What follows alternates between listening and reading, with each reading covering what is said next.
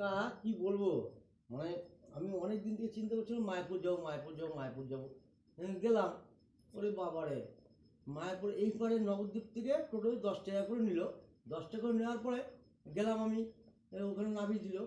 যে ওই যে গঙ্গা আছে না, গঙ্গার ওখানে নামিয়ে দেওয়ার পরে 3-4টে মেয়ে ছেলে ছিল ওখানে, যে আমাকে এরকম ডাকলো। এবার আমি তো সাদা মনে কাদা নাই, এবার আমি প্রভুর কাছে যাবো, মায়াপুরে যাব।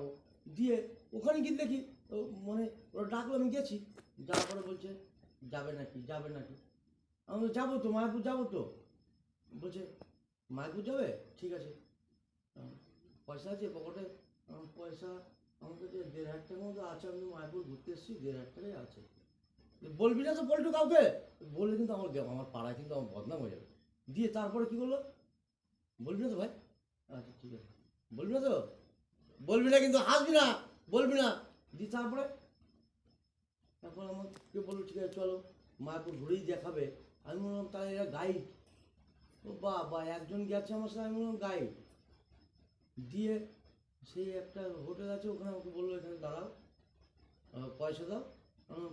পয়সা এখন তো আসলাম, দিয়ে ওই 500 টাকা দাও, সব ব্যবস্থা হয়ে যাবে। দিয়ে ওই 500 টাকা দিয়েছি, ওই কোথায় পালিয়ে গেল মেয়েটা।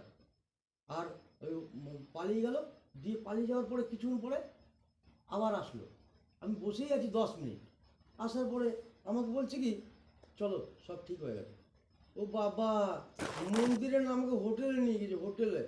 সে কি অবস্থা আমার, মানে এসব বলতে আমার লজ্জা লাগছে, লজ্জা লাগে আমার। কিন্তু কাল বলবি না তো, কাউকে বলবি না তো?